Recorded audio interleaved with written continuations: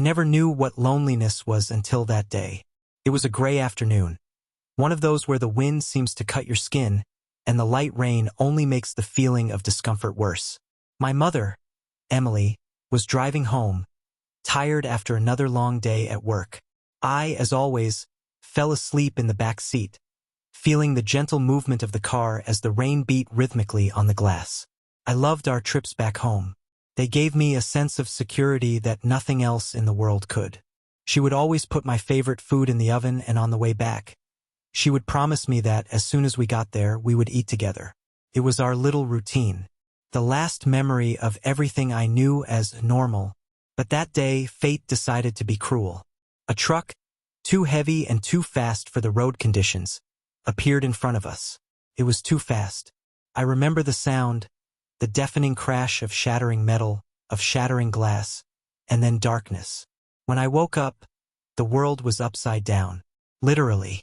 The car had rolled over, my head hurt, and the smell of gasoline invaded my nostrils.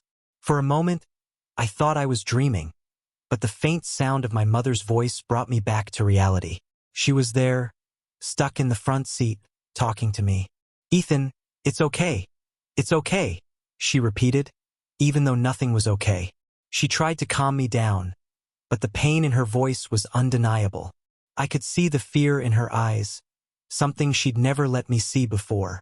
Try as I might, I couldn't move to help her. I was strapped into my seatbelt, unable to do anything but wait. Time seemed to freeze until the sounds of sirens echoed in the distance. I remember feeling relief for a brief moment, believing everything would be okay. But when the paramedics arrived and started pulling us out of the car, something was wrong. They took me out first, put me on a stretcher, and I saw my mother being taken away right away. But she wasn't talking anymore. The hospital was a blur. Doctors and nurses running around, tense voices all around. I was taken to a room where I was told to wait. I waited hours. Nobody told me anything. I could only hear the sound of machines and distant whispers in the corridors. The air was heavy, full of uncertainty. Then finally a doctor came to me. He looked exhausted, with deep circles under his eyes. I remember the name on his name tag, Dr. Harris. He sat next to me, and at that moment, my heart already knew what he was going to say. But still, when the words came out of his mouth, it was like I'd been hit by a truck.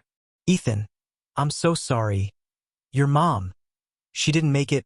There was something so cold and distant in the way he spoke, as if he had said these words all the time and had become accustomed to the impact they had. But for me, the world collapsed in that instant. Silence took over the room, and I couldn't understand how it was possible that, in a matter of hours, I had lost the only person I had in the world. I didn't cry right away. Maybe he was in shock. Maybe he didn't know how to react.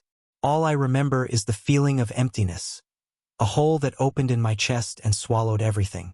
I wanted it to be a nightmare, but the look of the doctors, the white walls of the hospital, the coldness of the place, everything told me it was real. From that moment on, everything I knew and loved was gone. I was placed in the care of social workers, with no other relatives to take me in. I was taken to an orphanage. It was an old, lifeless place, full of children who had lost as much as I had. But I didn't feel like I was part of anything there. I was just another lonely boy among many others. The nights were the worst. Every time I closed my eyes, I relived the accident, heard my mother's voice reassuring me, and woke up with my heart racing, only to realize that she was no longer there to comfort me. I felt abandoned, lost in a sea of sadness and despair. What I didn't know was that that pain, that deep loss, would be the beginning of something bigger, something I could never imagine. But at that moment, all I wanted was to disappear, and for the world to leave me alone. The walls of the orphanage were cold, like the wind that cut through my skin the day I arrived there. Every step I took echoed off the old wooden floor, and the sound made me feel even more out of place. The house, an old red brick mansion, was worn out by time. There were children everywhere, but no faces seemed welcoming. It was as if everyone had their own wounds, and no one there had the space to care for someone else's scars. I also didn't have the strength to look for company. All I wanted was to hide and forget that the world still existed. That first night, I was placed in a room with 3 other boys. They seemed accustomed to the environment, speaking quietly among themselves. But they didn't say a word to me.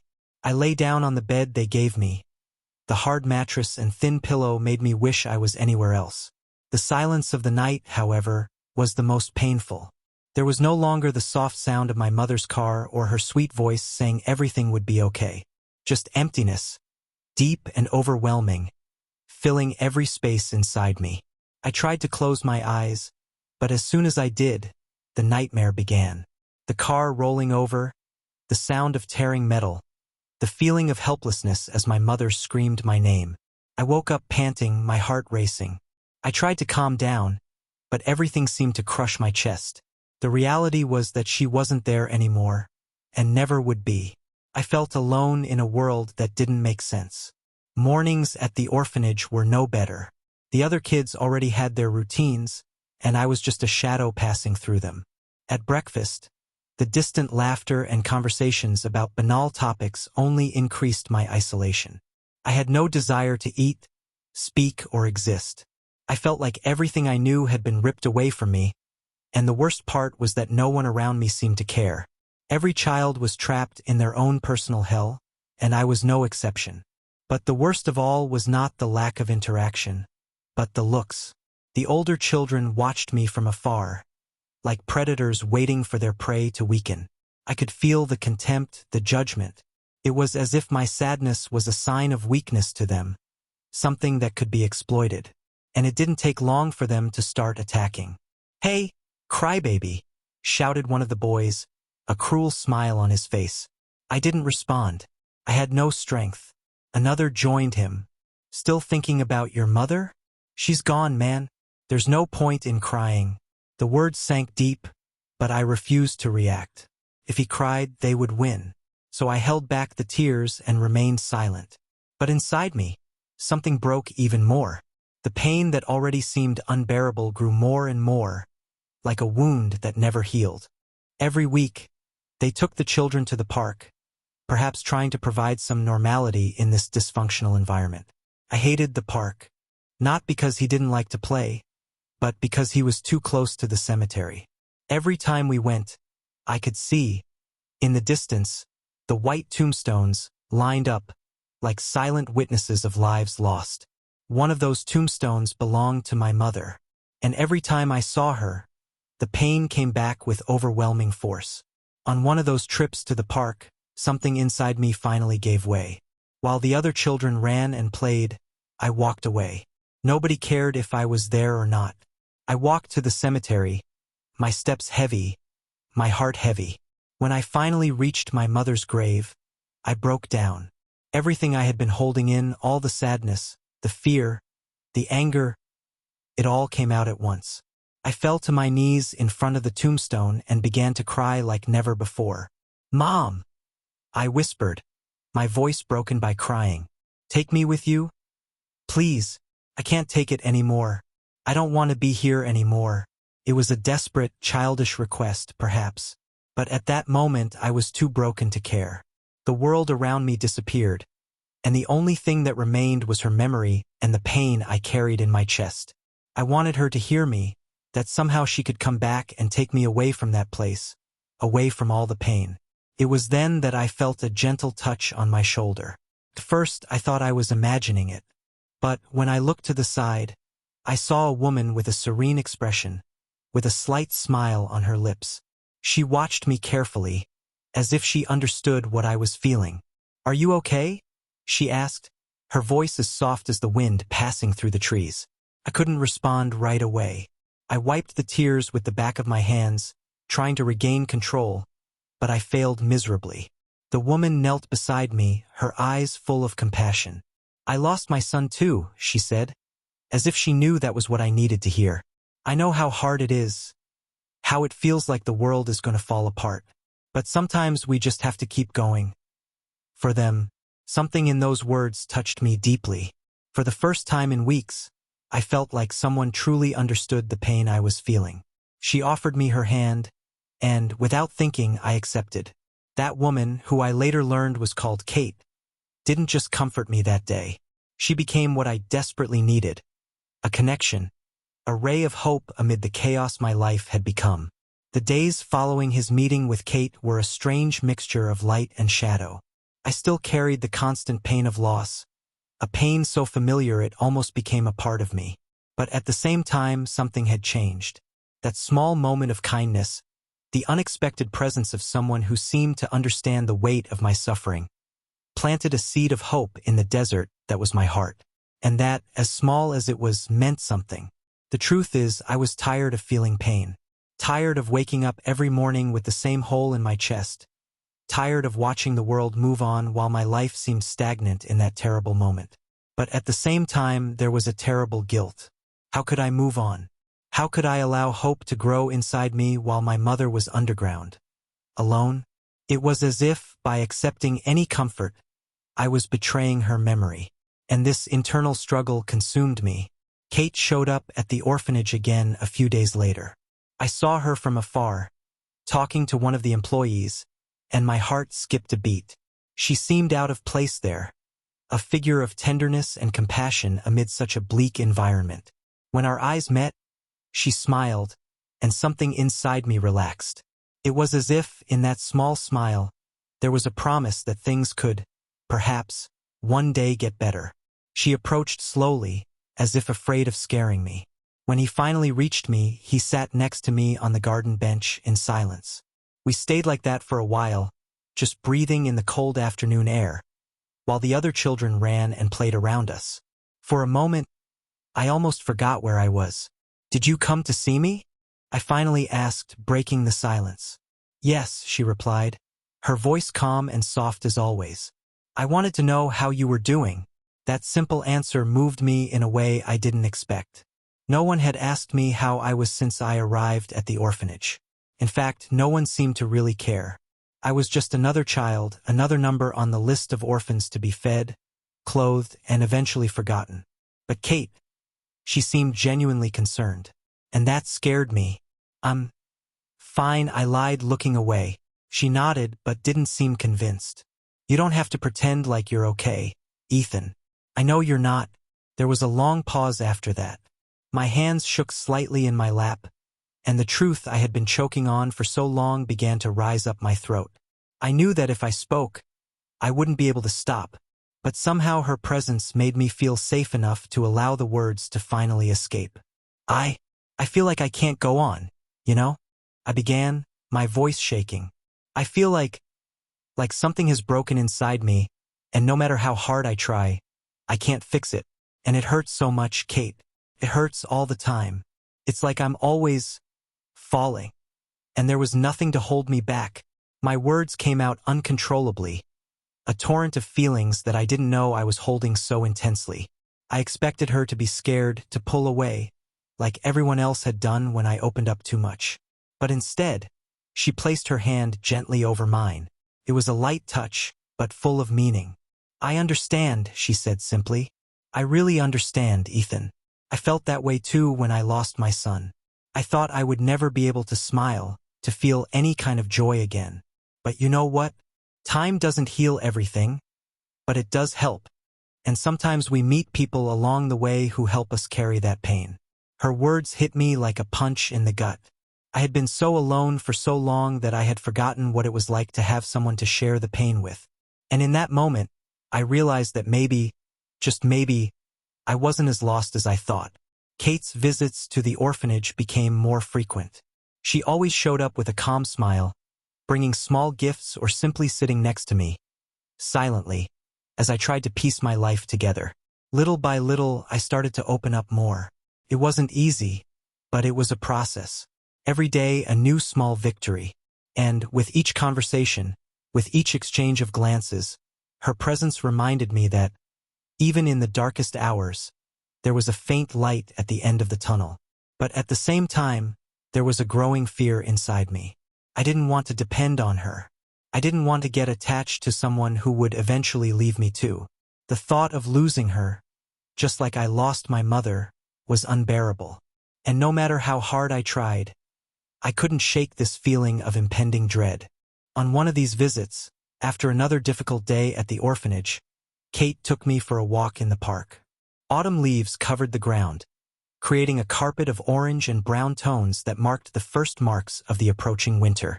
She encouraged me to get on the carousel, the same one where I had found a small glimmer of happiness weeks ago. I hesitated, but in the end I accepted. As the carousel spun, the feeling of weightlessness returned. For a brief moment, I closed my eyes and imagined my mother was there with me, laughing, like she used to do when we played together.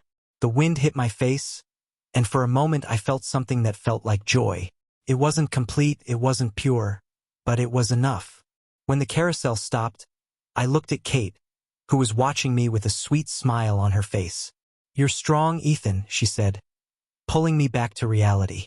"Stronger than you think." I wanted to believe her. I desperately wanted to believe that somehow I could overcome the pain.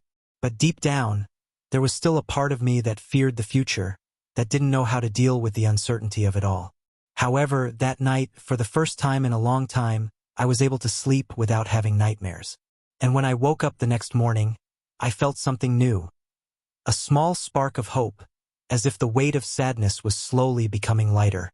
The days passed, one after another, and despite the small sparks of hope that Kate lit in me, there was something I couldn't escape, the constant feeling that my life would never be the same.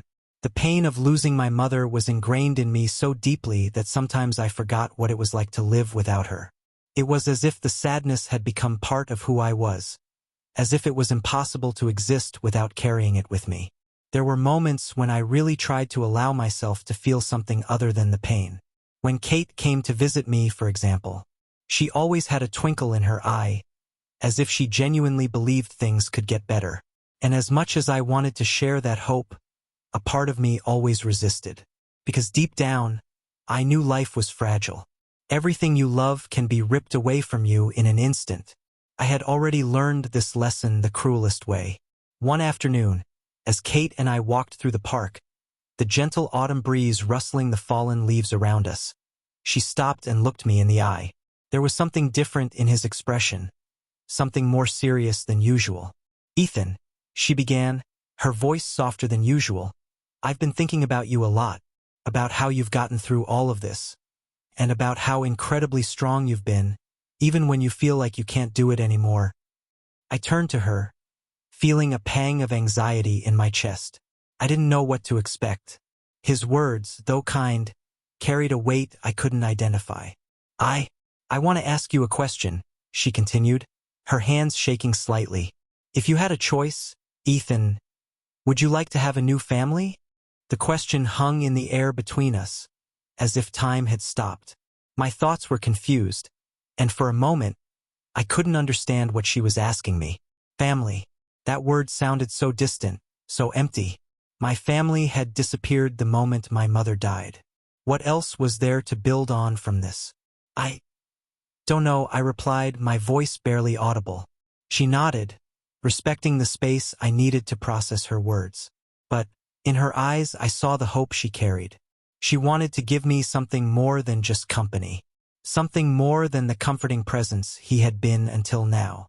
And that scared me. Kate was kind and I cared about her. In fact, she was the only person I cared about since everything fell apart. But what she was offering me now was something different, something much bigger. She was offering me a home, and I didn't know if I was ready for that. "I know it's hard," she said after a long silence, sitting down on a nearby bench. "I know you've lost a lot, and nothing I or anyone else does can change that. But I feel like, somehow, you and I were placed in each other's lives for a reason. I wanted to believe that. I really wanted it. But at the same time, the fear of losing again held me back, like invisible chains that held me in a dark place." "Why do you want to do this?" I finally asked, sitting down next to her. My voice was filled with uncertainty, as if I was trying to understand something that seemed impossible. She smiled, a sad and tender smile. "Because, Ethan, when I met you in that cemetery, I felt a connection. I felt like you needed me. But more than that, I realized that I needed you too." There was something so genuine about his words, something that disarmed me. Kate wasn't trying to replace me. She wasn't trying to be my mother or erase what happened. She simply wanted to offer me something I had lost, a chance to have a place in the world again. The truth, however, is that I still didn't know how to process it. I didn't know how to let go of the fear of losing again, the fear of getting attached to someone and then suddenly seeing them disappear too. But at the same time, there was something about Kate that pulled me out of the darkness. Maybe it was the fact that she had lost someone too. Maybe it was the way she looked at me, not with pity, but with understanding. Either way, I knew that, for the first time in a long time, I had a choice to make. The following weeks were full of uncertainty. Kate continued to visit me, and with each encounter, I felt more torn. Part of me longed for that connection, for someone who truly cared. But another part, a bigger part, was terrified that he would open up and, once again, be racked with pain. On one of the nights at the orphanage, after another day of silence and isolation, I found myself thinking about my mother's words. The last thing she said to me in a weakening voice was to be strong, to continue no matter how difficult it was. And at that moment, in the dark room of the orphanage, I realized that maybe continuing meant accepting that life could offer me something new, even if I was still hurt. The next morning when Kate arrived, I was waiting for her at the door. The morning chill made my bones ache, but I ignored it. When I saw her getting out of the car, my heart quickened, not with fear, but with something I hadn't felt in a long time, anticipation. She looked at me, surprised to see me outside so early. When she approached, I didn't wait for her to say anything. "Yes," I said, my voice steady despite the whirlwind of emotions inside me. "I would like to have a new family." The words came out more easily than I expected. And for the first time, I saw Kate's eyes fill with tears. She knelt in front of me, took my hands in hers and smiled. A smile that somehow made me feel like maybe things really could be okay. "Thank you, Ethan," she whispered, her voice breaking. "I promise that whatever happens, you will never be alone again." I wanted to believe her, and, for the first time in a long time, I allowed myself to believe it. After I said yes to Kate, the world started spinning at a different pace. Something changed inside me, even if almost imperceptibly. I didn't know exactly what to expect from life with a new family, but the simple act of making that decision seemed to have broken an internal barrier that I didn't even know existed. I was still scared, of course. The fear of losing someone again continued to haunt me, but somehow the possibility of having someone to share the weight of this pain with made it all a little more bearable. The adoption process, however, was not easy. There were piles of papers, endless interviews, and exhausting bureaucracy that seemed to make everything even more difficult. Sometimes I saw the frustration in the eyes of Kate and her husband, Oliver. They tried to spare me all the details, but I could tell how much it was wearing on them. Still, they never gave up. With each obstacle, they stood up more determined than before. During this period, I experienced a mix of feelings. On the one hand, I longed to finally have a home, a place where I could feel safe, where I knew someone would be there for me. But on the other hand, the guilt continued to eat away at me. It was as if, in accepting this new life, I was leaving my mother behind. And that was something I didn't know how to deal with. With each visit to her grave, this feeling of guilt grew. Whenever I went, I knelt before the tombstone, my heart heavy. I tried to speak, but the words never came. It was like something was stuck in my throat, choking me, preventing me from saying what I was really feeling. All he could do was cry silently, looking at the name carved into the cold stone. One day, after another of these painful visits, Kate realized something was wrong. She took me home quietly, respecting my space, but when we arrived, she pulled me aside and looked me straight in the eyes. "Ethan, I know you miss her, and I would never try to replace her. But what are you feeling right now? What's really bothering you?" I swallowed hard, trying to push away the tears. I didn't want to seem weak, but in that moment, all I could feel was the crushing weight of guilt and grief. I feel like I'm cheating on her," I confessed, voice shaking. "Accepting a new family. It's like I'm forgetting her, leaving her behind." Kate knelt in front of me, holding me by the hands. His eyes were full of understanding, and for the first time, I felt like someone truly understood what was happening inside me. "You'll never forget her, Ethan," she said softly. "She will always be a part of you. And I believe she wouldn't want you to feel that way. She would like you to be happy, to find a way to continue living, even without her." His words touched something deep inside me. Part of me knew she was right, but another part of me was still holding on to the pain, as if letting go would mean losing my mother for good. And that's what I feared most. The idea that, by moving on, I could erase her from my life. That night I couldn't sleep. I tossed and turned in bed, thoughts swirling through my mind like an endless storm.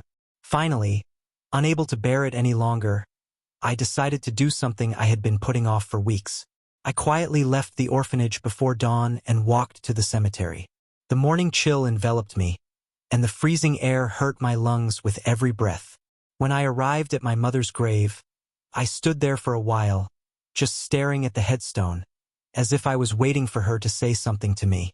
But this time, something was different. There was a sense of urgency inside me, like I finally needed to say what had been stuck in my chest since the day she died. I fell to my knees before the grave, tears streaming down my face, but I didn't try to stop them this time. "Mom," I began, voice trailing off. "I miss you so much, and I don't know what to do. I'm trying to move on, trying to find a way to carry on.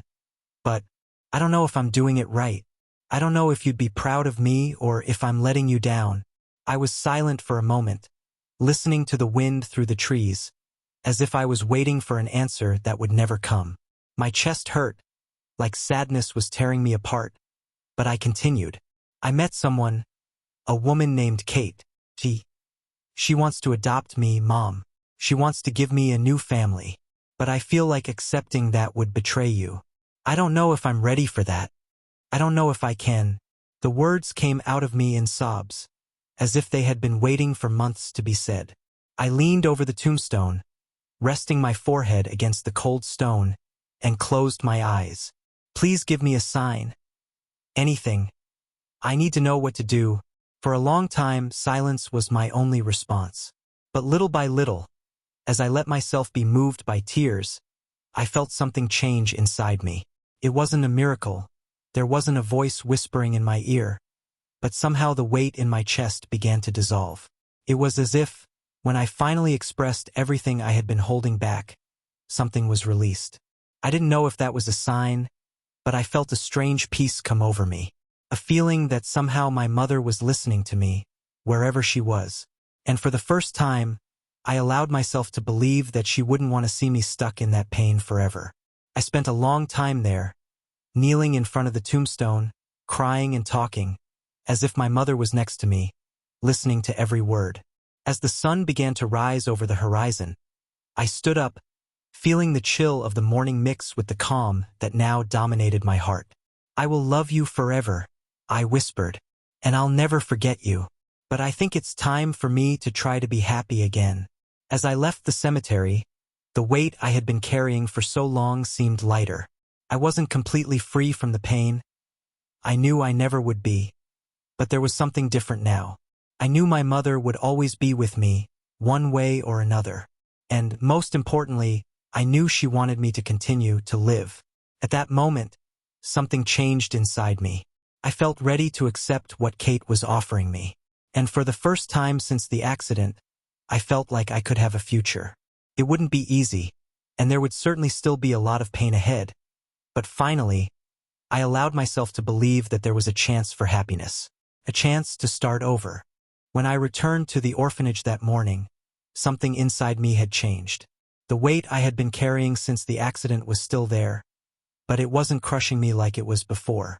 There was a new lightness, a feeling that maybe I was ready to take the next step, even though I wasn't sure what that would look like. Accepting Kate and Oliver as my new family didn't mean abandoning my mother, and it was this realization that finally freed me. In the following days, Kate and Oliver intensified their adoption preparations. The bureaucracy seemed endless, and although they tried to hide their frustration, I knew it was wearing them down. Still, they never hesitated. Whenever something went wrong, they picked themselves up again, determined to get me home. Their persistence touched my heart in a way I couldn't explain. For the first time since my mother died, I felt like someone was fighting for me. That, in itself, was a reason to believe that things could be different. Finally, after months of anxiety, meetings, and signed papers, the day has arrived. The day I would leave the orphanage forever. When I woke up that morning, the feeling that came over me was strange. Part of me was relieved. I was going to get away from this place, where so many dark memories accumulated. But another part of me was terrified. Was this the beginning of a new life or just the beginning of another series of disappointments? Kate and Oliver arrived early, with radiant expressions, as if this were the most important day of their lives. I watched them from afar for a moment, feeling my throat tighten. They were happy. They really wanted to take me home to be part of their family. A part of me still doubted that this was real, but another part, smaller but stronger every day, was beginning to believe that maybe I really could be happy again. When they saw me, they both smiled as if they had found something precious. Kate ran to hug me and I, for the first time, really hugged her back. I felt the warmth of her arms around me, and for a brief moment, I closed my eyes, allowing myself to feel it. It was a tender hug, a gesture that, for a long time, I had thought I would never receive again. Oliver was at the side, with a shy but sincere smile. He wasn't as expressive as Kate, but I could see in the sparkle in his eyes that he was just as emotional as she was. The farewell process at the orphanage was brief. Few of the staff seemed to notice my departure.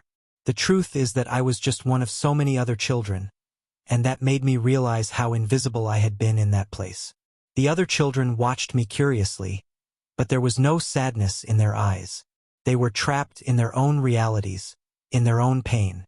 The orphanage was a never-ending cycle of children coming and going, and I was just fulfilling that cycle. We got into the car, and when the doors closed, I felt a mixture of fear and relief. The orphanage was left behind, and for the first time the future seemed uncertain, but not completely bleak.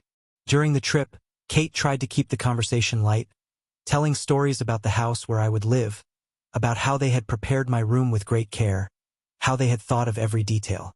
I heard his words, but a part of me was distant, lost in thoughts about everything that had happened up until that moment.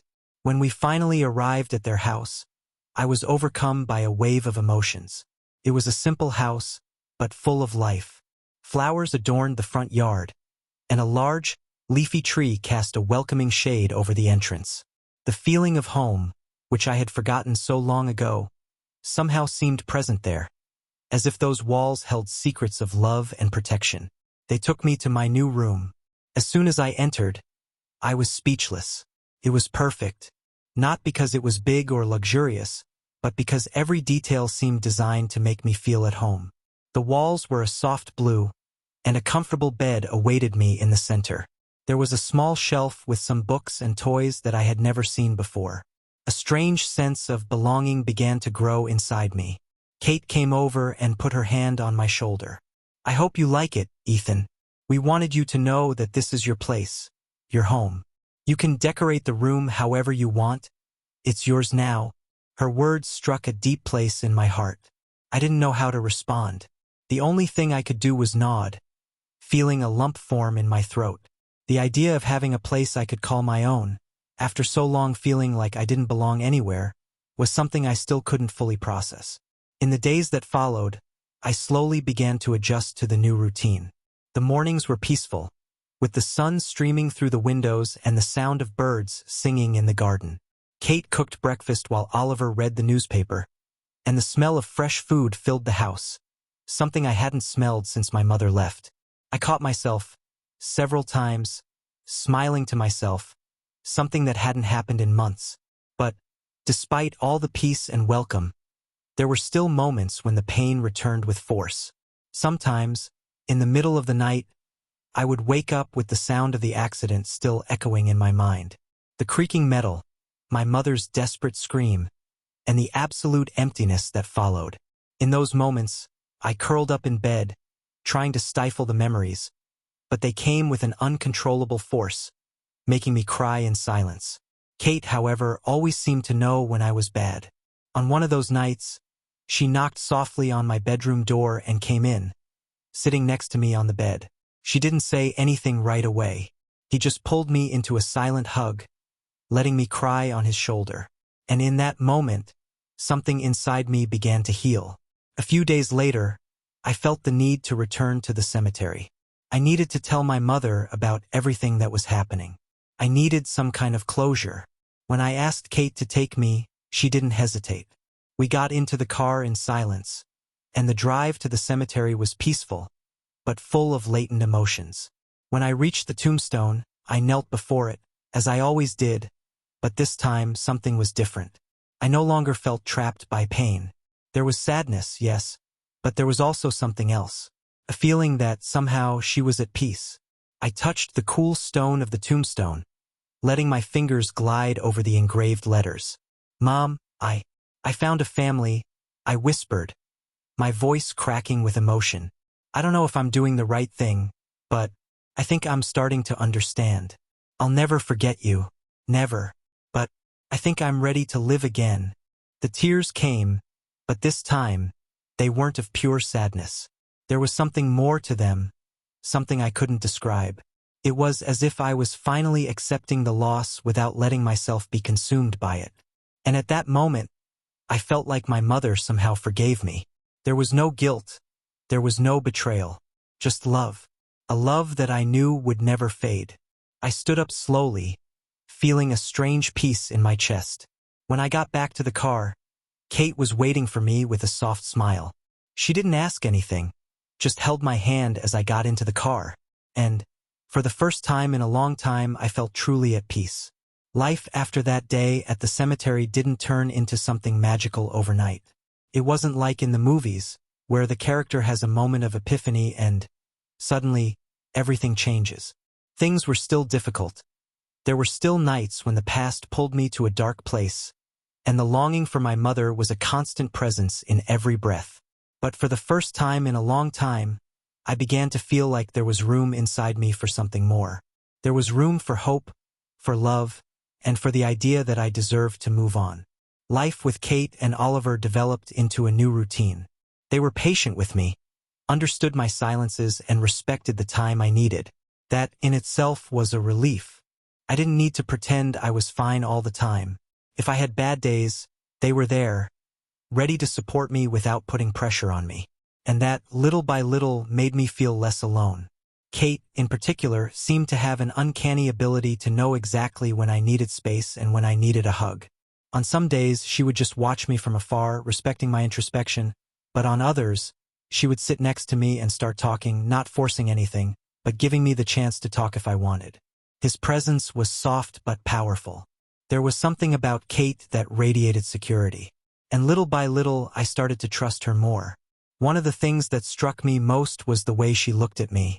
There was no pity, like many people looked at me in the orphanage, but something different. It was as if she really saw me, beyond the sadness, beyond the boy who lost his mother. She saw who I was inside, and somehow that gave me strength. Oliver, on the other hand, was quieter. He wasn't as verbal as Kate, but he showed care in other ways. He taught me how to fish in a lake near my house, an activity that I initially found boring but turned out to be surprisingly therapeutic. There was something comforting in the patience that fishing required, in the silence of the waters, in the feeling that the world was suspended for a few hours. On one of those afternoons at the lake, Oliver told me something that stuck with me. "We're not always going to catch something, Ethan," he said, watching the fishing rod line floating in the water. "But that doesn't mean time was wasted. Sometimes what we need is not the fish, but the time we spend waiting for it." I didn't immediately understand what he meant, but those words stuck with me. Over time, I realized he was right. Often, what really matters are not the immediate results, but the process, the time we spend allowing ourselves to be there, at peace with the wait. Even with the welcoming environment that Kate and Oliver created, there were still times when I felt out of place. The house was cozy, they were loving, but my heart was still divided. Part of me still struggled to accept that this was real, that I deserved that love. There was a constant voice in my mind, telling me that at any moment, everything could be taken from me again. That voice, although weakened, still haunted me. It was on a winter afternoon, when the first snow of the year began to fall, that this doubt took over me again. I was sitting at my bedroom window, watching the soft flakes of snow fall, covering the garden in a silent, white layer. Everything seemed too perfect. And, in that silence, the pain of loss returned with overwhelming force. I was overcome with the feeling that, like the snow, this was all temporary. The beauty of it, the warmth of the new family, everything could melt and disappear in the next instant. My mind filled with thoughts about impermanence, about how I had already lost everything once, and how it could happen again. Fear grew inside me, suffocating. I ran out of the room and, without thinking much, crossed the house until I reached the front door. The idea of running away took over me like a primal instinct. I needed to get away before I was hurt again. But before I could leave, a firm hand touched my shoulder. It was Kate. She didn't say anything at first. He just held me, with a look full of understanding, as if he knew exactly what was going on inside me. "You don't need to run, Ethan," she said, her voice calm but full of emotion. "I know you're scared. I know you think this is all going to fall apart at any moment. But you don't need to run away. We're not going anywhere." I closed my eyes, trying to hold back the tears, but they came. Kate pulled me into a hug, and in that moment, I felt like all the weight I had been carrying started to dissolve. There was a tenderness in her arms that I couldn't ignore. For the first time, I let someone hold me when I felt broken. I didn't have to be strong. I didn't have to pretend that everything was fine.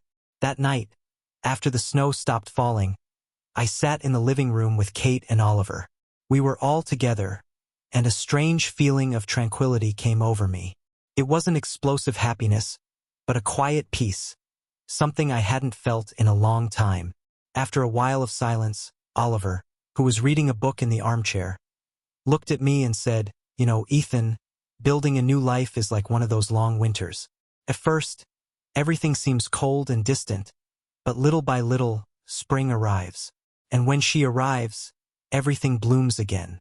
You just have to trust that it will happen." Those words stayed with me. I didn't know if I was ready to believe them completely, but there was something comforting in the idea that, one day, everything could blossom again. And for the first time, I allowed myself to believe that this was possible. The following weeks brought new challenges, but also new joys. I started to feel more comfortable calling that house home. Mornings were full of laughter. Weekends became moments of connection. And, little by little, the fear I felt of losing it all began to diminish. It didn't disappear completely, but it weakened. Kate and Oliver weren't perfect, but they were there for me in ways I never imagined possible after everything I had been through. I still had a lot to process, a lot of pain to deal with, but over time, I began to realize that the love they were offering me was real. And, most importantly, it was long-lasting. One afternoon, as I walked through the snow-covered garden, I looked up at the gray sky and thought about my mother. I felt a light breeze on my face, and for a moment I could almost hear it telling me to be happy, to allow me to flourish just as Oliver had described. It was at that moment that I knew, with a clarity I had never felt before, that I was on the right path. And for the first time, the future didn't seem so scary. The cold winter days continued, and with them came the calm I so needed. At that point, I wasn't just surviving. For the first time in a long time, I was living. Kate and Oliver's house, which had once seemed strange and temporary, was now beginning to feel like a real home. It wasn't a quick process. Every advance was accompanied by a doubt, every moment of happiness with a memory of loss. But, little by little, the good times began to outweigh the bad. The pain of losing my mother was still there, but it was no longer overwhelming. There was room for other feelings, and that was a victory I never thought possible. Kate continued to accompany me every step of this journey. She was always there, with infinite patience, understanding when I needed space and when I needed support. There was something powerful about her silence, something that said, "I am here, and I am with you, no matter what." Oliver, in turn, taught me something different, that life could be light, even in the midst of pain. He always found a way to make me laugh, whether it was with a silly joke or challenging me to another round of fishing. He didn't talk much about feelings, but he was the kind of person who showed it with actions. There was a comfort in the way he always showed up when I least expected it but needed it most. One afternoon we were at the lake, fishing as usual, and the water reflected the clear, cloudless sky. Oliver dropped his line into the water, patiently watching the almost imperceptible movement. I suddenly felt the urge to speak. Oliver, I never thought I'd be so happy to sit around and do nothing, I commented, my voice a little lighter than usual. He laughed softly, without taking his eyes off the lake. Fishing has this effect. It teaches you that, sometimes, the important thing is not to catch the fish, but to enjoy the waiting time. I smiled, feeling a pang of gratitude. Those moments, which seemed so simple, were healing me in ways I had never anticipated. Feeling the gentle breeze of the wind on my face, hearing the sound of water gently lapping against the banks, and knowing that I wasn't alone. All of this was helping me rediscover who I was. The months passed, and with the arrival of spring, I began to notice that my heart was changing. Pain was no longer my only companion. Now, I had laughter, good memories, and a new routine that made me feel like there could be more to life than just surviving loss. Spring brought color and life to Kate and Oliver's garden. The flowers bloomed and the sun began to appear more frequently, filling the house with light. Kate and I used to spend our mornings in the garden, planting new flowers, tending the land. Dirty hands, the smell of plants growing, and the warmth of the sun on my face. It was a combination that made me feel, for the first time, that the world was becoming a more welcoming place. But along with this transformation came something I didn't expect: fear of the future. There was a small, persistent voice inside me that asked, what if this all ends too? That old fear of losing everything I loved came back to haunt me. In many moments, I found myself imagining scenarios where Kate or Oliver suddenly disappeared, like my mother. I tried to push these thoughts away, but they came back, like shadows that I couldn't control. One night, after another one of these terrifying thoughts, I went to Kate. She was sitting in the living room, reading a book, and I sat next to her, saying nothing for a few minutes. She, as always, noticed something was wrong. Want to talk about it, Ethan? She asked softly, closing the book and turning to me with a look full of compassion. I took a deep breath, trying to find the right words. I'm afraid, I began, my voice a little shaky. I'm afraid that, just like my mother, I could lose you too. The words came out faster than I expected, and I felt a rush of relief that I had finally said it out loud. Kate looked at me with her eyes full of understanding, and instead of responding immediately, she leaned in to hug me. Ethan, she said, her voice low but firm, I understand your fear, and you're right, life is full of uncertainty. But I want you to know that we are here for you, and we will continue to be here no matter what the future brings. There was something about the simplicity of her words that calmed me. There were no empty promises, there were no unrealistic guarantees, but there was truth, a truth I needed to hear. She couldn't promise that everything would always work out, but she could promise that as long as she was by my side, she would support me. And that was enough. As the days went by, I started to feel something I hadn't felt in a long time: confidence. It wasn't just trust in Kate and Oliver, but also in myself. I began to allow myself to feel the good things in life again, without the constant fear of them being ripped away from me. One afternoon, as we walked to the park together, Kate surprised me with an idea. We stopped next to the carousel, the same one I had ridden on the first time we met, and she smiled at me. Ethan, she began, cheerfully, I have a surprise for you. I frowned, curious. What? She pointed to a place in the park where a group of children were playing football. I signed you up for a football team, she said, with a twinkle in her eye. I thought it might be a good opportunity for you to make friends and maybe have some fun. My first instinct was to refuse. Since my mother died, I had kept myself distant from everyone, and the idea of making friends seemed strange, uncomfortable even. But then, something inside me made me hesitate. I looked at Kate, and the smile on her face made me realize that maybe she was right. Maybe it was time for me to start opening up to more than just surviving. Okay, I replied, with a shyness that surprised even myself. "I am going to try." The smile she gave me in response was like the sun coming out after a storm. And, at that moment, I felt like I was taking another step towards a new life. In the following months, between football training, walks in the park, and peaceful nights at home, I began to realize something I had never thought possible. I was happy. Not that explosive happiness, full of uncontrollable laughter, but a soft, silent happiness that slowly filled me. I was healing, and more than that, I was growing. The fear of losing everything was still there, but it was no longer a shadow that controlled me. I knew the future was still uncertain, but for the first time I wasn't afraid to move forward. There was a new strength inside me, and it grew every day. And so, in the midst of all the uncertainty, I discovered something fundamental. I deserved to be happy. I deserved the love Kate and Oliver were offering me. And, most importantly, I deserved to keep living. The change, although subtle, was happening within me. It was as if a soft light was slowly illuminating the darkest corners of my heart, those places where the pain of loss still reigned. Life with Kate and Oliver had become something I never thought I would have, a constant source of security. But even with this new routine, with these new feelings, fear still clung to me on some days. It would appear without warning, reminding me that happiness could be fleeting. And I knew that to truly move forward, I would have to face this head-on. As spring progressed and the days grew longer, I began to actively participate in the soccer team Kate had signed me up for. It was something new, something that challenged me to step out of my comfort zone, and I couldn't help but get nervous every time I found myself on the field, surrounded by kids my age. At first, it was strange, like I was trying to fit a piece into a puzzle where it didn't belong. I kept my distance, didn't talk much, and preferred to stay away from conversations in the locker room. But little by little, something began to change. Football, with its intense moments of rush and adrenaline, brought a feeling of freedom that I didn't expect.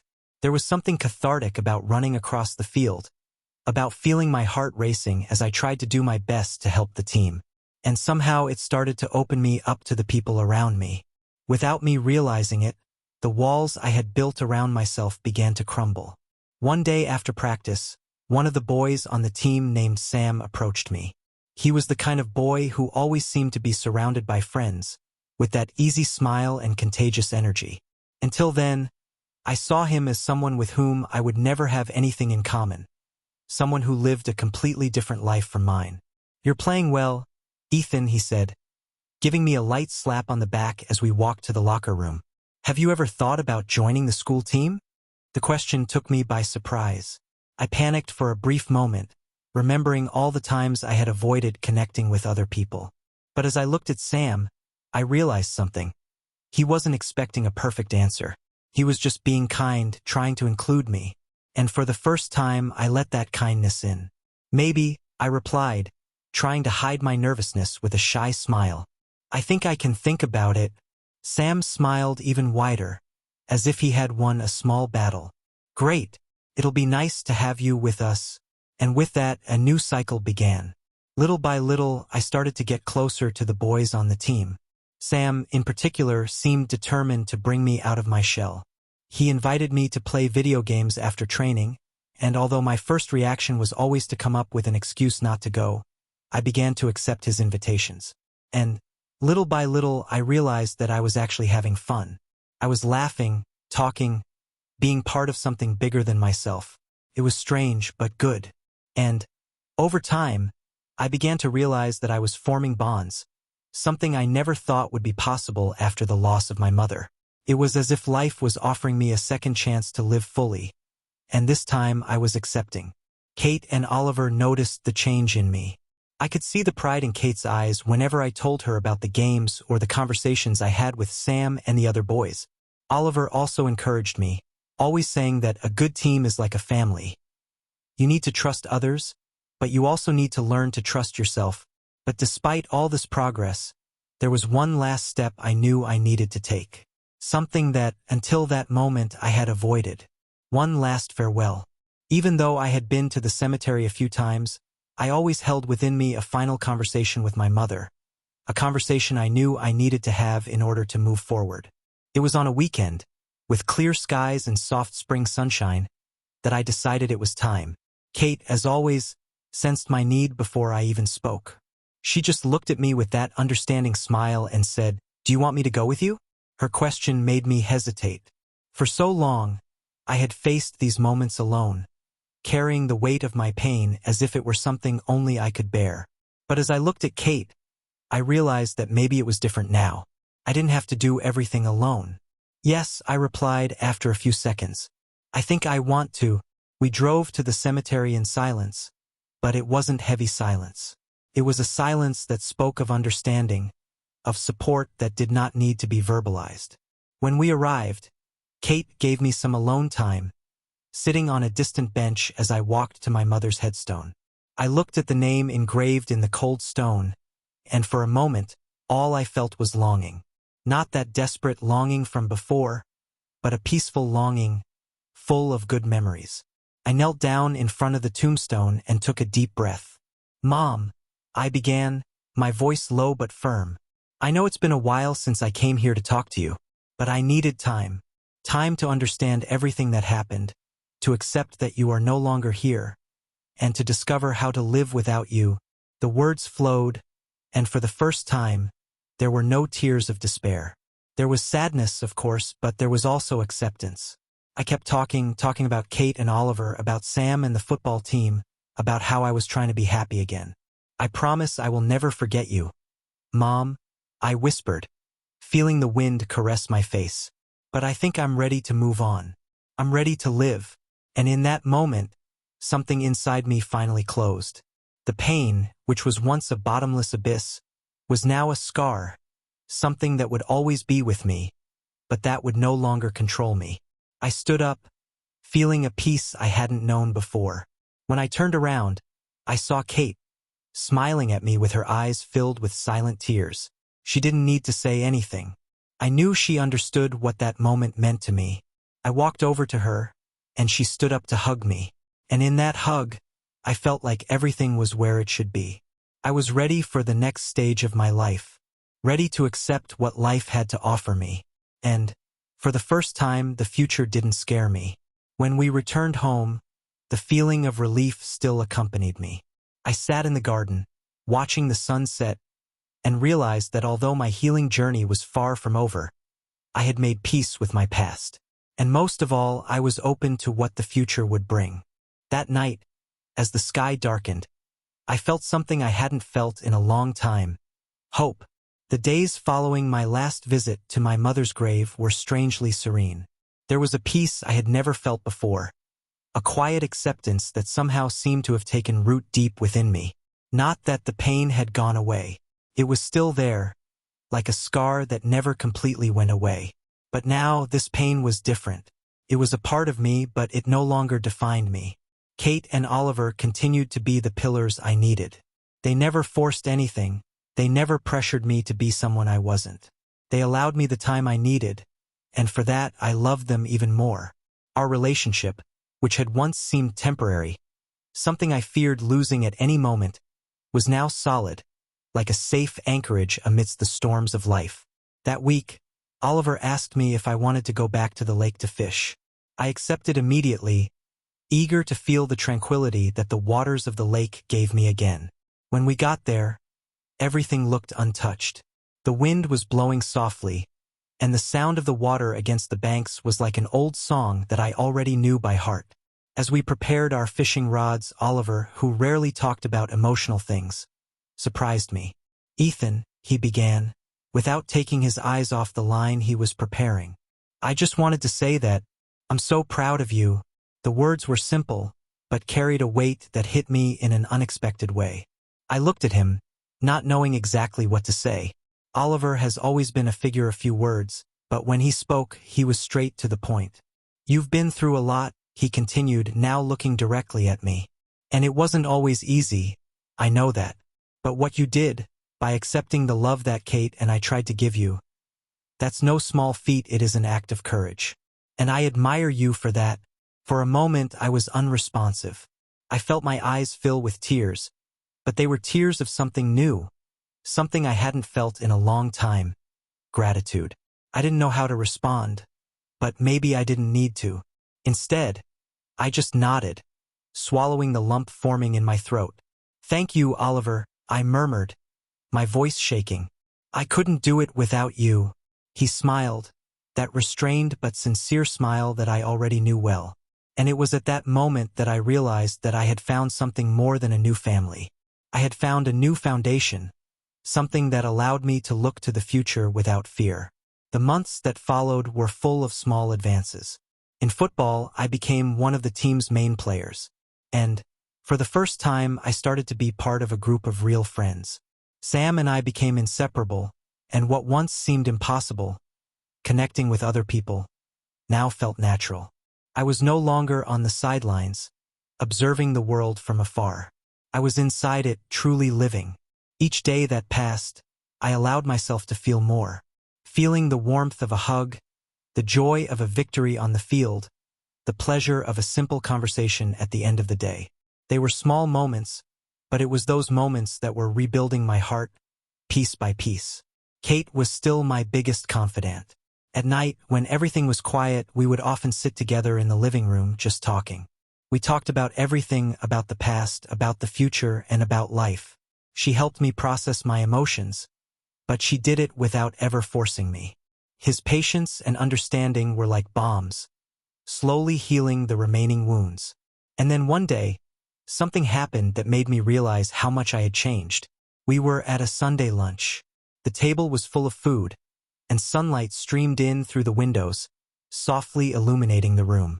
As we ate, Kate looked at me with a special smile, something I hadn't seen from her before.